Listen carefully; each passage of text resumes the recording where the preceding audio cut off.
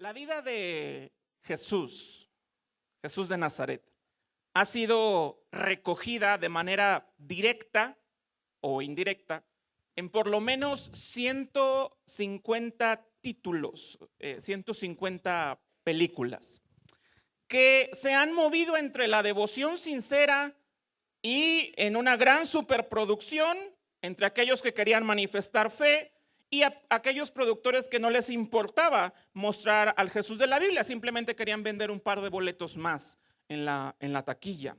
¿Quién de ustedes no podría recordar la emblemática serie que yo recuerdo que la pasaban en Semana Santa, Jesús de Nazaret?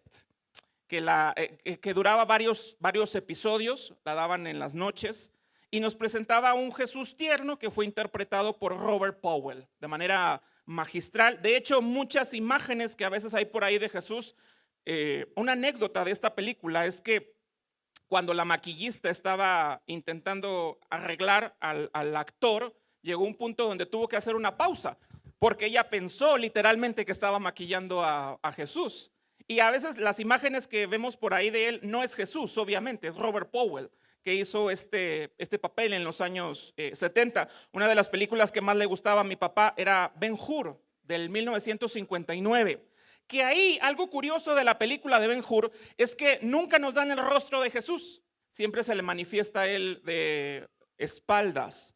Una producción de casi 4 horas que batió todos los récords en taquilla en el mundo entero y que llegó a ser la cinta más oscarizada de la historia. 11 estatuillas, incluyendo mejor película, mejor actor, mejor director. Una película más mexicana que tiene tintes españoles por el actor que la interpretó es El Mártir del Calvario. Una película del 1952, un Jesús con un tono español, interpretado por Enrique Rambal. Una película bastante bizarra porque menciona un Jesús muy curioso, ¿no? En el 2004, más para acá, yo creo que alguno de ustedes habrá visto La Pasión de Cristo, interpretada por Jim Caviezel y dirigida por actor Mel Gibson. En el 2014, el mundo conoció Hijo de Dios con Diego Morgado. Y hay más producciones que han salido, pero hermanos, por alguna peculiar razón, parece que compramos la imagen que Hollywood nos ha vendido de Jesús. El Jesús de los ojos azules, el Jesús del cabello rubio, el Jesús que nos habla de manera, con una voz calmada y, insisto, con un extraño acento español. Debido al silencio que los evangelios hacen de cómo él era, no sabemos cómo era su aspecto físico y yo pienso que eso es bueno. Porque nos muestran nuestras representaciones acerca de él, nos dicen más de nosotros mismos que de lo que Jesús realmente era. La verdad es que Jesús no fue alguien sobrenatural, por lo menos no durante sus primeros 30 años. Y a pesar de lo que digan varios evangelios apócrifos, textos que son ajenos al texto bíblico, donde dicen que Jesús hacía pajaritos de barro y luego les daba vida, a pesar de esas leyendas que tenemos, lo que el texto nos dice es que durante 30 años él fue una persona normal. Él era un hijo de una pareja normal que creció en Nazaret, que iba a la sinagoga como los otros niños, donde aprendió a leer, aprendió el oficio de su padre, que era el oficio de carpintero. De hecho, la tradición judía decía que aquel que no le enseña a un hijo un oficio, le está enseñando a ser un ladrón. Así que cuando usted lee los evangelios, ¿cuál era el título que se le daba a Jesús? Jesús, el hijo del carpintero. Él aprendió el oficio. También probablemente ayudaba a María en las labores domésticas o en la crianza de sus hermanos. ¿Cómo era Jesús? ¿O cuál era el perfil que tenía este hombre? Y aunque parecen preguntas bastante obvias, lo cierto es que no lo son. Muchos de aquí probablemente o mucha gente allá afuera tiene una imagen de un Jesús que se han hecho ellos mismos y que no necesariamente corresponde con lo que nos dice la Escritura. A veces tenemos un Jesús que va cambiando eventualmente junto con nosotros. En la medida que uno va creciendo, la imagen que tenemos de él va siendo modificada. Cuando somos niños, Jesús es ese sujeto tierno y dulce que nos dice que debemos de portarnos bien. Tienes que obedecer a tu papá. Que nos dice que no debemos de ver Dragon Ball Z o de ver Pokémon. No veas eso, porque eso es. Y cuando crecemos, Jesús ahora es el que nos dice que no debemos de ir a los bailes, que no debemos de tomar cerveza, que no debemos de juntarnos con cierta gente. Y puede que eso sea cierto, pero la verdad es que Él no se parece mucho a la imagen que el mundo ha hecho de Él y que a veces nosotros compartimos. Los contemporáneos de Jesús le dieron una reputación que no era muy buena para un joven rabino de su época. Los contemporáneos de Jesús llamaron a Jesús un hombre glotón y bebedor de vino. Y aunque él no era eso, porque no lo era, hizo lo suficiente como para acuñarse semejante reputación. De hecho, en el diálogo que él tiene con los fariseos, él les dice: vino Juan el Bautista, que no come, que no bebe, y dijeron: demonio tiene.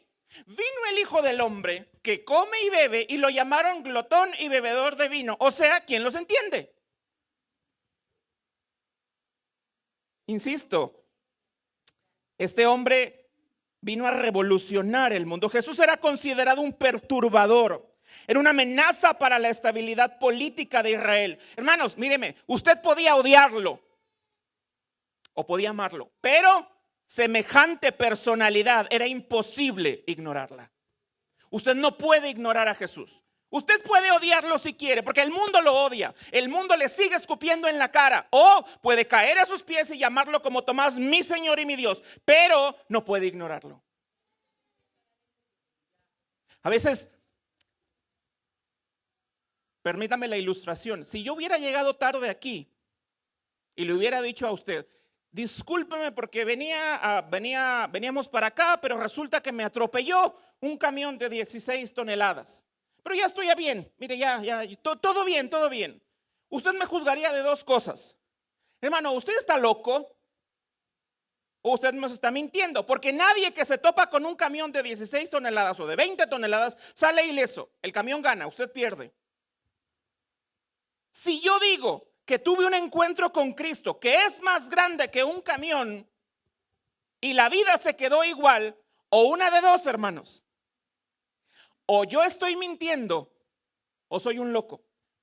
Porque todos aquellos que han tenido un encuentro con este personaje que partió la historia en Dios, algo les pasa a su vida. A.W. Tozer decía: el hombre sobre el cual el Espíritu Santo desciende no vuelve a ser el mismo. Y eso es así, hermanos. Jesús dijo muchas declaraciones sobre su persona. Jesús dijo: yo soy el Hijo de Dios, yo soy la luz del mundo, yo soy el pan de vida, yo soy la resurrección y la vida. Y usted solo tiene, escúcheme, usted solo tiene, con respecto a las declaraciones que él dijo, tres posibilidades: catalogarlo como loco, como un desquiciado. De hecho, sus hermanos creían eso. ¿Recuerda? Cuando en los evangelios ellos vienen y dijeron: es que está fuera de sí, debería estar en un manicomio. Esa es una posibilidad. El hecho de que usted diga: no, Jesús estaba loco. O posibilidad número dos: él estaba mintiendo. Él les vendió humo a sus seguidores. O posibilidad número tres: todo lo que él dijo es verdad. ¿Y por cuál de las tres nos iríamos? ¿Cuál es la evidencia de que todo lo que este joven rabino del primer siglo dijo era verdad? ¿Por qué usted y yo depositamos nuestros destinos en los dichos de un hombre que vivió en la antigua Palestina y que murió crucificado por el Imperio Romano? ¿Dónde está la veracidad que le da a los dichos de Jesús valor? Le voy a decir dónde. En la tumba. En la tumba, porque la tumba de Cristo, hermanos, está vacía. Bendito sea su nombre. Su tumba está sola. Usted puede encontrar los huesos de Mahoma y las cenizas de Siddhartha Gautama, de Buda, pero no hay huesos en Jerusalén. No hay huesos. Así que si la tumba está vacía, todo lo que él dijo es verdad. Su nacimiento dividió la historia. Cada vez que usted va a un calendario, usted va a ver un calendario y estamos en el año 2025 después de Cristo. Recordamos esta vida breve que llegó a ser la línea divisoria de la historia. Porque nos guste o no nos guste, este hombre partió la historia en dos. Su muerte, de hecho, hizo que su figura fuera aún más brillante. A diferencia de lo que pasa con muchas celebridades romanas y también muchas celebridades modernas. El día que murió Sócrates, que murió Napoleón, que murió César Augusto, la reputación de ellos era enorme. Cuando Jesús murió, pareciera que todo su movimiento se iba a venir abajo. Cuando un César moría, todo el imperio conocido se enteraba de la noticia. Cuando Jesús murió, salvo unas pocas gentes, allí en Jerusalén se enteraron del evento. Los grandes hombres, hermanos, siempre buscaron la inmortalidad a través de las grandes obras. Alejandro Magno bautizó una ciudad con su nombre, llamada Alejandría. Roma fue llamada así en honor a dos hermanos que según la leyenda fueron creados por una loba llamados Rómulo y Remo. Y aún en los tiempos de Cristo, el Herodión era una fortaleza impenetrable y fue bautizada con ese nombre en honor a Herodes el Grande.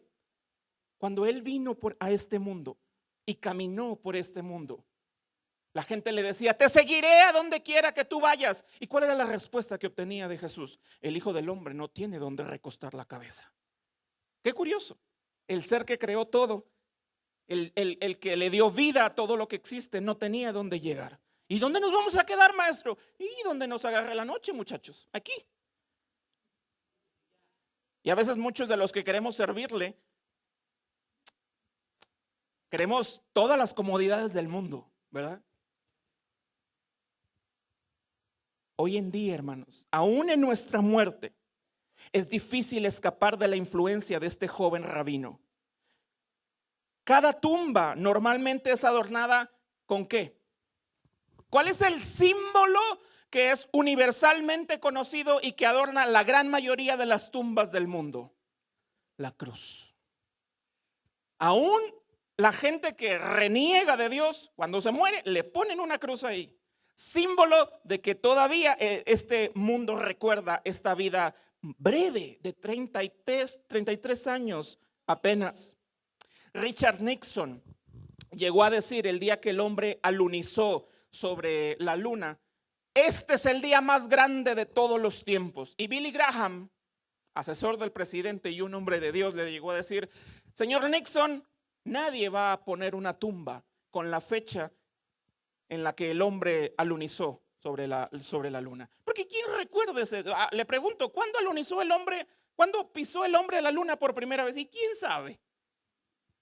Sin embargo, la fecha que se coloca ahí en una lápida siguen siendo los años que distancian esta vida de Jesús de Nazaret. 1940 después de Cristo.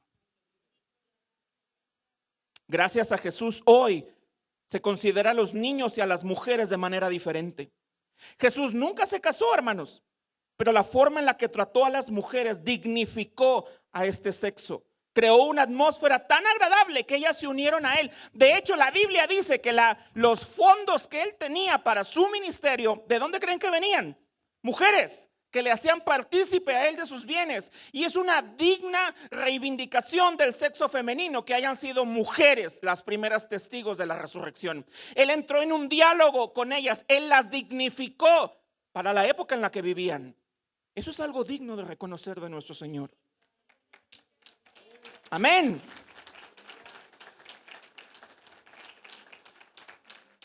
Sus enseñanzas fueron eliminando esta suerte de discriminación con enfermos y denigrados.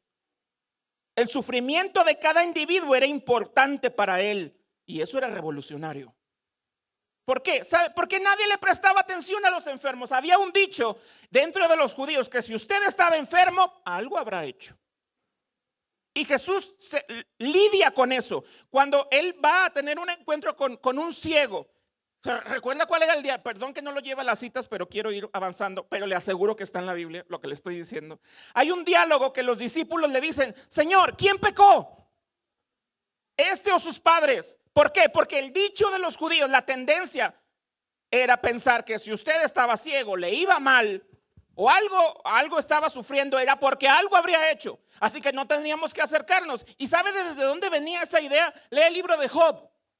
Cuando a Job le pasan todas las desgracias, vienen los tres amigos, que más que amigos vinieron literalmente pues algo habrás hecho, Job.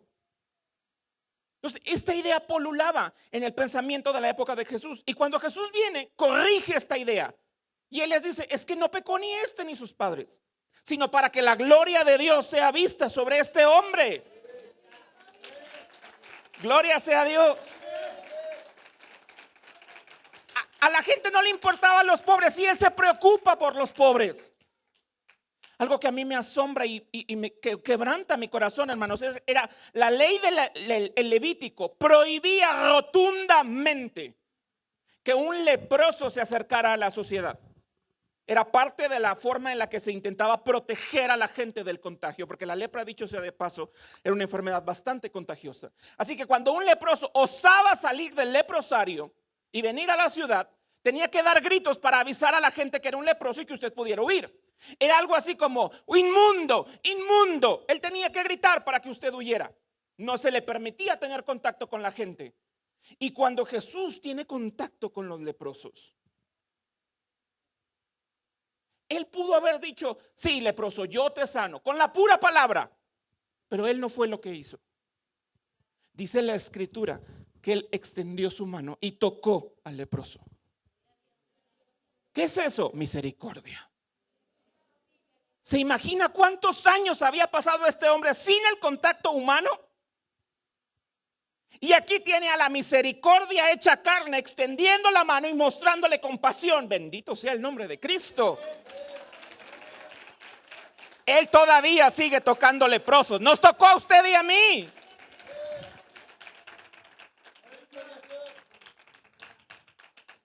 En el libro de Job, capítulo 10, búsquelo, Job 10:4. Job capítulo 10, versículo 4. Job capítulo 10, versículo 4. Mire el reproche que Job le hace a Dios. ¿Tienes tú acaso ojos de carne? ¿Ves tú como ve el hombre? ¿Son tus días como los días del hombre o tus años como los tiempos humanos? O sea, Job alza los ojos al cielo y dice, Señor, es que tú no sabes lo que yo estoy sintiendo. ¿Tienes tú ojos de carne? 2000 y pico años después, Dios bajó del cielo en la persona de Jesús. Y yo me imagino que en una de esas tantas caminatas que Jesús hacía, volteó hacia arriba y dijo a Job, Job, ¿ves como si tengo ojos de carne? Yo sé lo que tú sientes. Dios, hermano, la doctrina cristiana enseña que Dios es omnisciente. Y eso significa que Él todo lo sabe. Pero hay dos formas en las que Él accede a ese conocimiento. La primera es por su divinidad. Él todo lo sabe. Así que si yo preguntara, ¿Dios sabe lo que es tener hambre? Sí, Él lo sabe porque Él es Dios. Pero hay una segunda forma en la que Él accede a ese conocimiento, y esa segunda forma es la experiencia. ¿Dios sabe lo que es tener hambre? Sí, porque Él es Dios, pero también sabe qué es tener hambre porque Él sintió lo que es tener hambre. Si usted está aquí esta mañana y sabe lo que es pararse frente a una tumba y llorar, Jesús sabe lo que es eso. Él se paró frente a la tumba de su amigo y lloró, y en sus lágrimas Él permitió las nuestras. Él sabe lo que es que tu familia te dé la espalda. Oh, caramba que lo sabe. Él sabe que es crecer con una mala reputación. Su madre creció con una pésima reputación. La tradición judía, el Talmud judío, dice que Jesús es el producto de una aventura licenciosa que María tuvo con un soldado romano llamado Ben Pantera. Y en un diálogo que él tiene con los fariseos, note el sarcasmo en la que ellos se dirigen a él. Nosotros no somos nacidos de fornicación. ¿Qué le están diciendo? Tú sí. Romantizamos mucho la idea de el ángel viniendo con María y diciendo es que el Espíritu Santo vendrá sobre ti en Navidad. Sí, pero imagínese una muchachita de 15, 16 años que salió embarazada y que no conoce varón. ¿Quién creen que le iba a creer? Jesús conoció y experimentó lo que era vivir con eso. Él sabe lo que es padecer hambre. Él sabe lo que es no tener dónde quedarse. Él nos entiende. Él bajó del cielo y se metió en nuestra carne. Él conoce, hermanos. Así que cuando nuestra mente empieza a divagar con, es que nadie me entiende, cuidado. Él nos entiende. Y no solo nos entiende porque Él es Dios, Él nos entiende porque Él caminó en este mundo. Amén.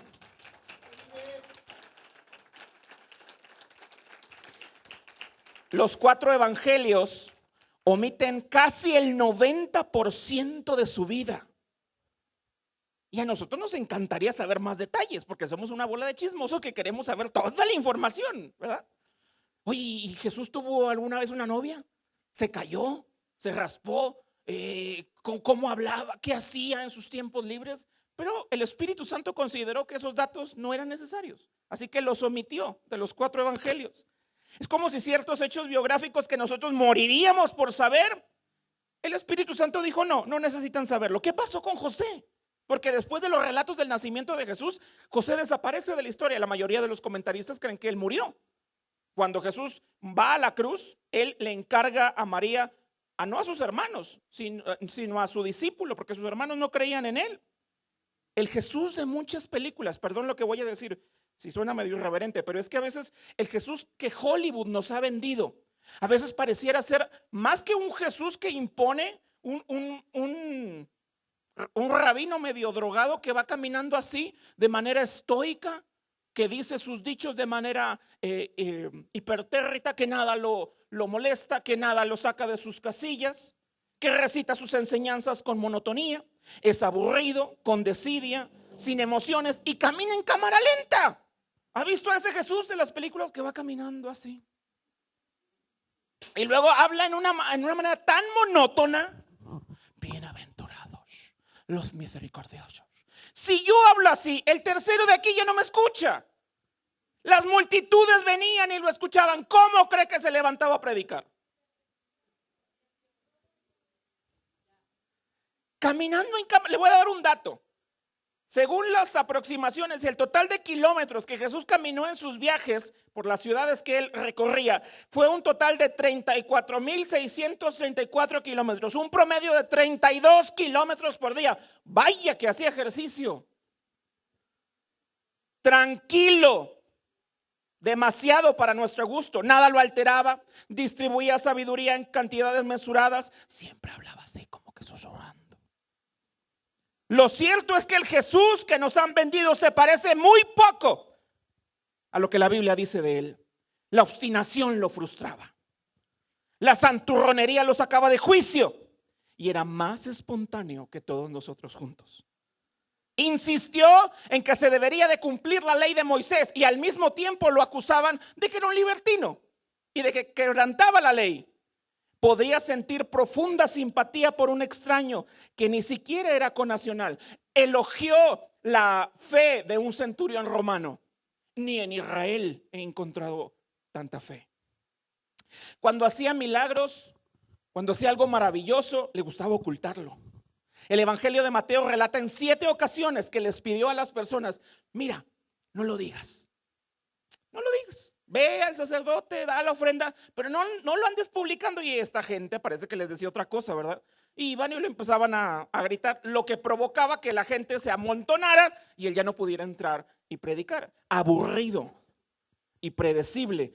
Es todo lo opuesto a lo que él era. Y hoy pareciera que hemos domesticado al león de la tribu de Judá, que lo hemos vuelto un gato dócil, un cachorro dócil para sacerdotes pálidos y mujeres chismosas. No, hermanos, él es digno. Escúcheme, lo único que a veces nos inspira muchas de las pinturas, imágenes de Jesús, ¿sabe qué es? Lástima. Ay, pobre Jesús. Mira cómo lo latiguean. Mira cómo lo tratan los romanos. ¿Lástima? ¿En serio? Es el Hijo de Dios. Él no merece ni necesita nuestra lástima. Fue Él el que les dijo a las mujeres: hijas de Jerusalén, ¿por qué lloran por mí? Lloren por ustedes si ustedes supieran lo que les espera. Él no merece eso. Él es grande. Y el león sigue rugiendo.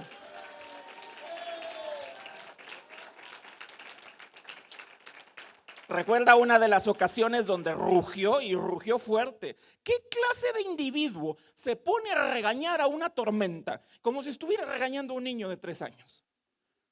Viento, calla, enmúdece, que estos no me dejan dormir y yo tengo sueño. Y calmó una tempestad. Los discípulos nunca habían visto eso. El asombro llenó la mente y dijeron: ¿quién es este? Que aún los vientos y el mar le obedecen.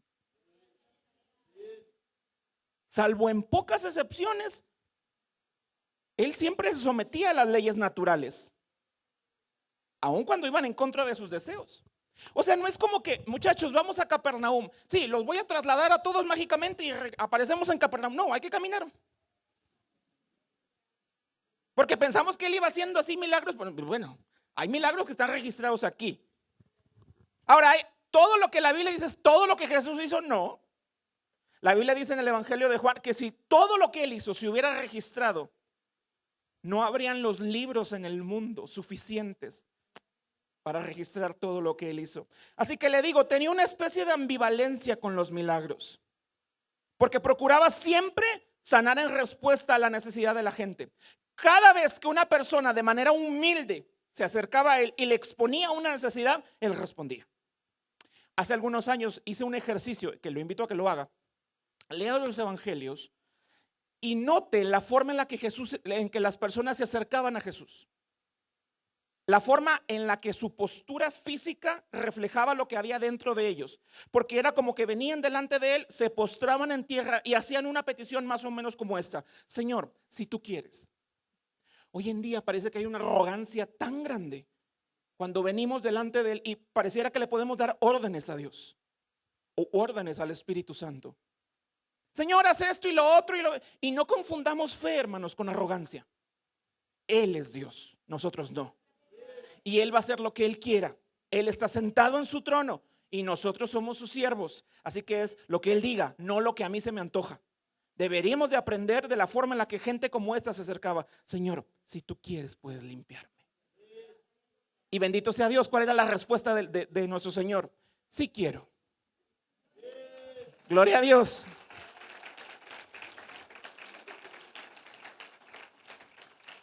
Nunca rechazó una solicitud de ayuda, pero a la vez condenó a los líderes llamándolos generación mala y adúltera. ¿Recuerdan? Danos una señal. Queremos que nos des una señal. La generación adúltera, mala y adúltera, demanda señal. Pues señal no les será dada, sino la señal de ¿quién? Jonás. Yo no estoy aquí para entretener su curiosidad. Ellos le pidieron: saca un conejo del sombrero y entonces vamos a creer en ti. No, yo no voy a hacer milagros para entretenerlos ustedes. Los milagros de él tenían un propósito: dar el testimonio de que él era lo que él era. Él era el Hijo de Dios que caminó en este mundo. Hermanos, ¿se imagina lo que pudiera haber logrado con ese ministerio en Roma o en Atenas? Vénganse, muchachos, vamos a la capital del imperio y voy a hacer un montón de milagros. Todo el mundo hubiera creído en él, pero no hizo eso. ¿Por qué? Porque Jesús estaba enfocado. Él vino con un propósito y no se desvió de ese propósito. A él nunca le gustaba estar en el centro de opinión pública. Tenemos esa idea de que a él le gustaba los aplausos y las multitudes. De hecho, hubo una ocasión cuando le dijeron a los discípulos: ¿vas a subir a la fiesta? Y él dijo: no, suban ustedes. Y luego él subió de incógnito, pero no le gustaba esas atenciones. Cuando la gente lo quiso hacer rey, él dijo: con permisito, esta no es mi hora. Y hoy pareciera que muchos de nosotros que nos llamamos sus siervos, cómo nos encanta el aplauso ajeno. Pastor, pásele, pastor, y nos enamoramos del título. Siervo inútil debería ser un mejor título, ¿verdad? A veces queremos servirlo a él conservando toda nuestra dignidad y nos olvidamos que él perdió la suya en la cruz.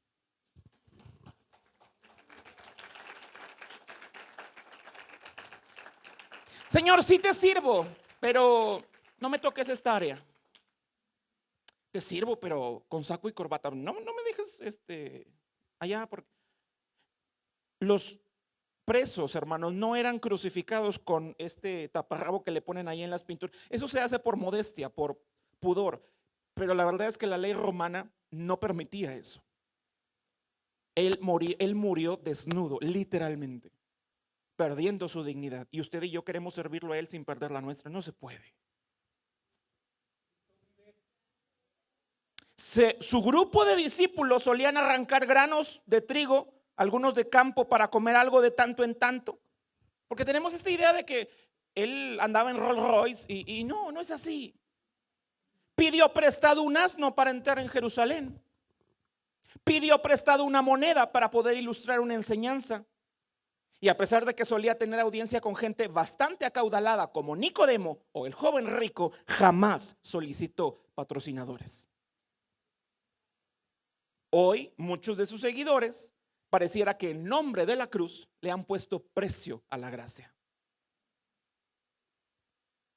Imagínese el discurso de esos que Jesús daba, discursos coladores, poderosos, y la gente se le empieza a ir. Yo imagino, porque los evangelios relatan algo de lo que sucedió en ese momento, que llega Pedro y le dice: Señor, ¿te excediste esta vez? ¿Dura es esta palabra? ¿Se nos van a ir los diezmos, Señor? ¿Se nos van a ir las ofrendas? Y Jesús se voltea y ¿qué le dice a Pedro? ¿Se quieren ir ustedes también?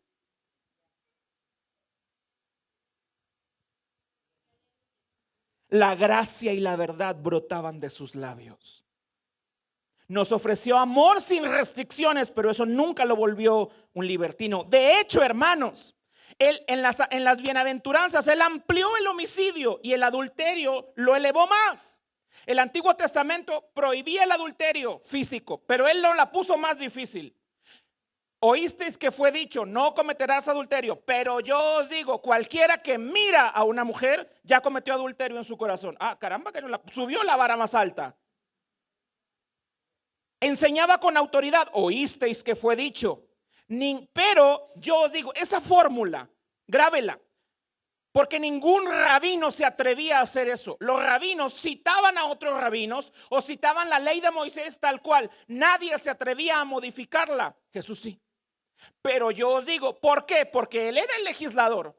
Él nos dio la ley. Él es Dios. Así que como Él nos dio la ley, Él dijo: ahora se la voy a poner más difícil.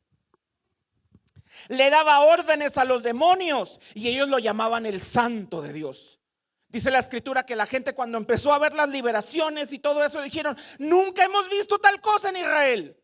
El poder de Dios estaba con él. El dedo de Dios estaba con él. Sinónimo del Espíritu Santo. Se adjudicaba el poder para perdonar pecados. Tenía un carisma que la gente podía pasar horas o días sin comer con tal de escucharlo. Ya quisiera yo y muchos predicadores tener semejante carisma. Mostró compasión instantánea por un leproso, alegría ante los éxitos de los discípulos, estallidos de ira ante los legalistas insensibles, dolor por una ciudad endurecida, gritos de angustia en el huerto de Getsemaní. Ese es Jesús.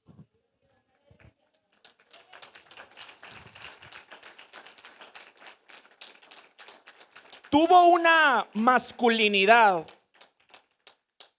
que 21 siglos después, muchos de nosotros como hombres haríamos bien en voltear e imitar eso. Él no era el típico macho mexicano. ¿Por qué no lo era? Él abrió el corazón con los suyos y les dijo: oren conmigo, porque mi alma está muy triste hasta la muerte. Lloró delante de los suyos. Eso hace un hombre. Protegió la reputación de los suyos, protegió a los suyos.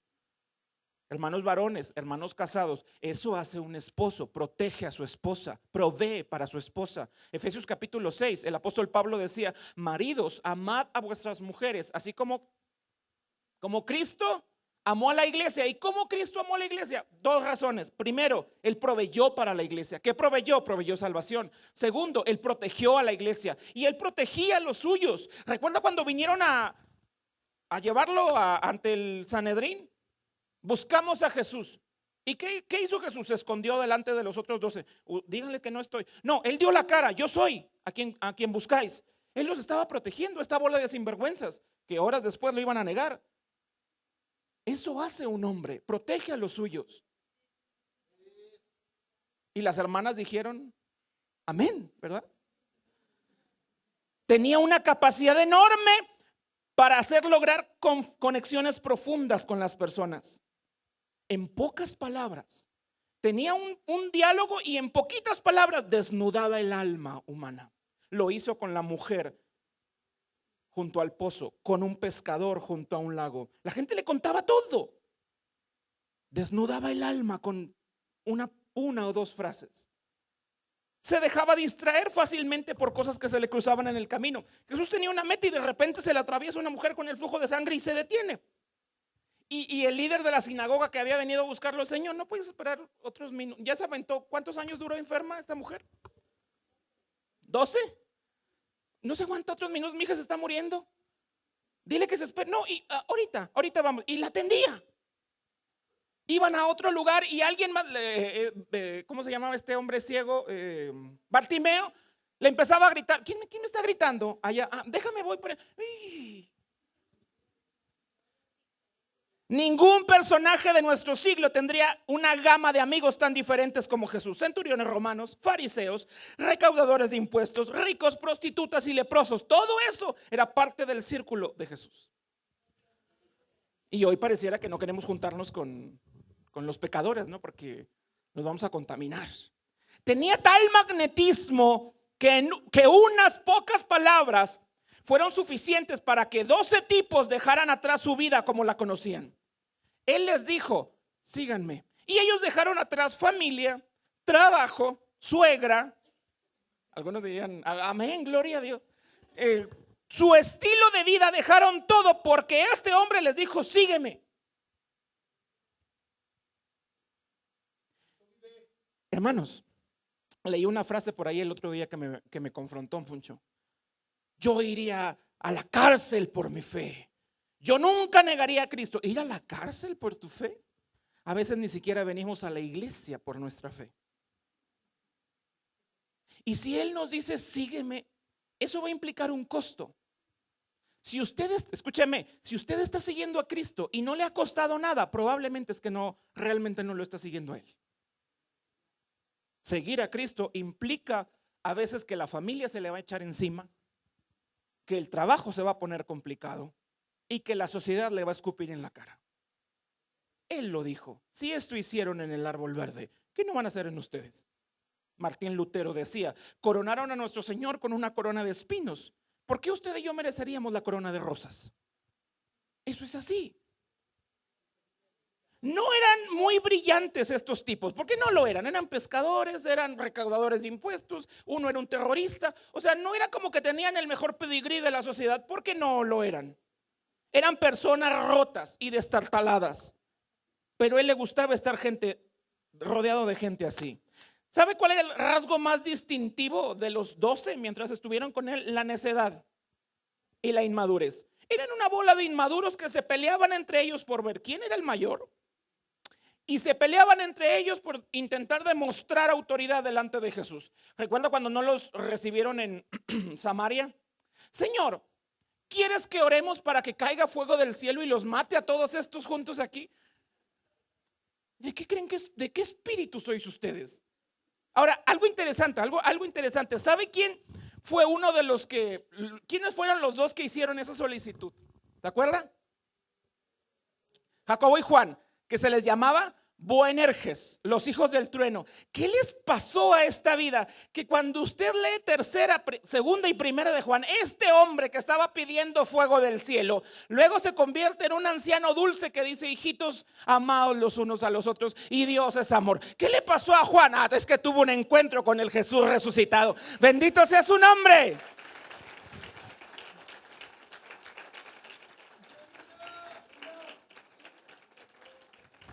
¿Por qué él invierte en esta bola de sinvergüenzas perdedores que no tienen futuro? 3 años invirtió en ellos. Alguien dirá, para enviarlos a predicar. Sí, pero el Evangelio de Marcos nos da otra pista. Dice la escritura que él pasó toda la noche orando a Dios y en la mañana llamó a los que él quiso para enviarlos a predicar, pero hay otra razón, para que estuvieran con él. Él nunca ocultó su soledad. Su propia familia le dio la espalda y lo juzgaron de loco. Escúcheme, ellos renunciaron a todo por él y él renunció a todo por ellos. Los amó, los protegió y los defendió. Invirtió en este grupo que a veces se comportaban más como adolescentes chiflados que como hombres educados. Prefirió trabajar con reclutas que no prometían mucho. Pero escúcheme, esta cuadrilla de hombres destartalados transformaron el mundo con un mensaje que 21 siglos después aquí seguimos para la gloria de Cristo.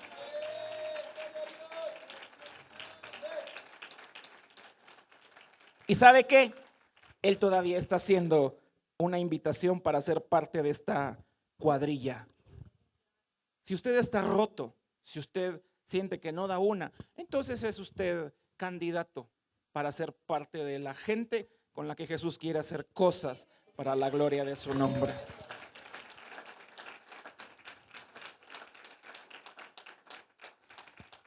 ¿Quién es Jesús de Nazaret? Esa es una pregunta difícil. Napoleón Bonaparte llegó a decir: conozco muchos hombres y puedo decirte que Jesucristo no es un simple hombre. Todo lo de Cristo me asombra. Su temple me infunde respeto y su voluntad me confunde. Él es verdaderamente un ser único. Sus ideas y sentimientos y la verdad que predica, su manera de convencer no puede ser explicada por organizaciones humanas. Alejandro, César, Carlomagno y yo fundamos imperios, pero ¿sobre qué se apoya la creación de nuestro genio? Sobre la fuerza. Jesucristo fundó un imperio sobre el amor, y en esta hora millones de hombres morirían por él.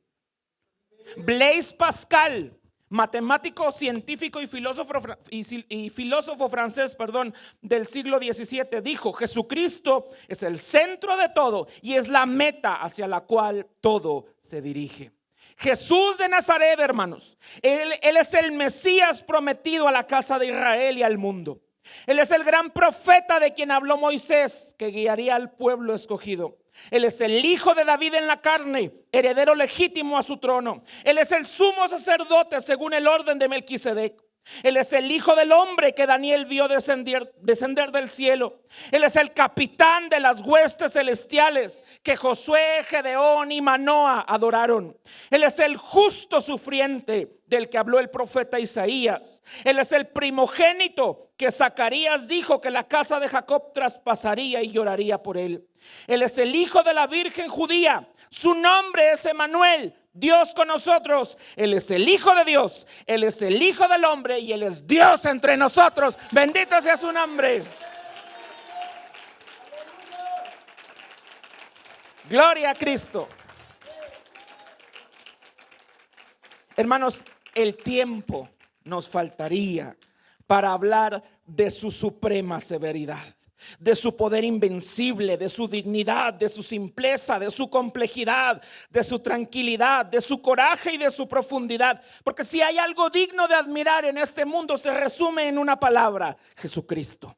Él siempre ha sido infinitamente admirable en todo y supremo sobre todo. Él es supremo sobre las galaxias, sobre lugares inalcanzables del espacio, sobre toda la tierra. Él es soberano sobre la cima del monte Everest, sobre los 8,848 metros sobre el nivel del mar y sobre los 11,000 metros del fondo del océano en la fosa de las Marianas. Él es soberano y supremo sobre todas las plantas y los animales, desde la pacífica ballena azul hasta los virus pequeños y asesinos. Él es soberano sobre la temperatura y el clima, sobre huracanes y monzones, sobre tornados y avalanchas, sobre la nieve, sobre la lluvia y sobre el granizo. Él es soberano sobre cualquier proceso químico que sane o destruya. Él es soberano sobre el cáncer, sobre el SIDA, sobre la malaria.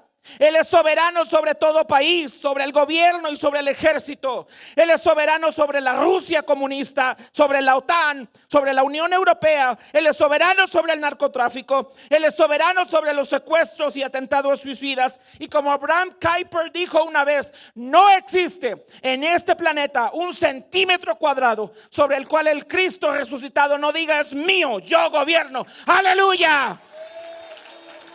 Bendito sea el nombre de Jesús.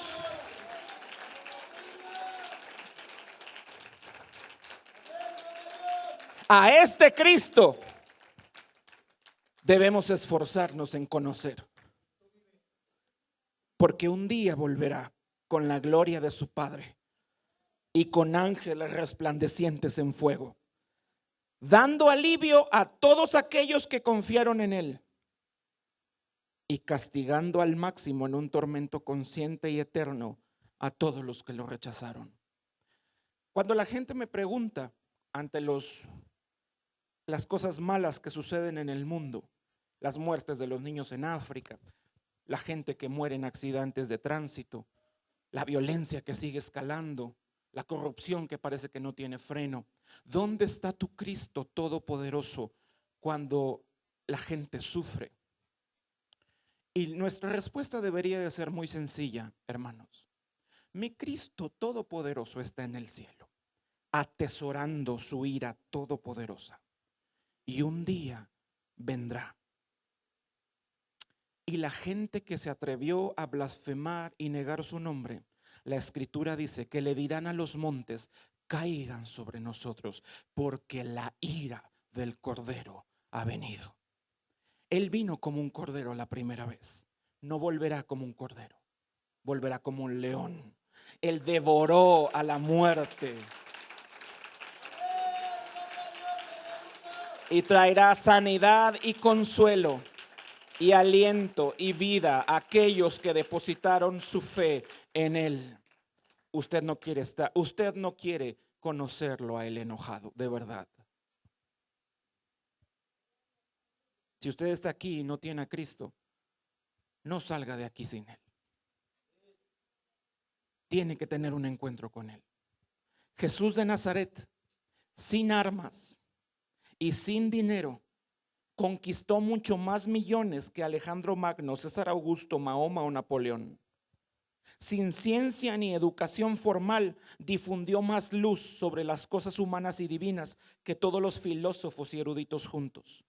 Sin la elocuencia académica, él habló palabras de vida como nunca antes se habían pronunciado, y produjo efectos que se extienden más allá del alcance de cualquier otro orador o poeta. Sin escribir una sola línea, él ha puesto más plumas en movimiento e inspirado temas para sermones, discusiones, obras de arte, enciclopedias y las más dulces canciones de alabanza que toda la multitud de grandes hombres de los tiempos antiguos y modernos. Nacido en un pesebre, crucificado como un malhechor, él controla el destino del mundo civilizado y rige el imperio espiritual más grande de todos los tiempos. Ese es nuestro Señor Jesucristo. Póngase de pie y dele el aplauso a nuestro Señor. Bendito sea por los siglos de los siglos. Padre, te bendecimos a ti, Señor.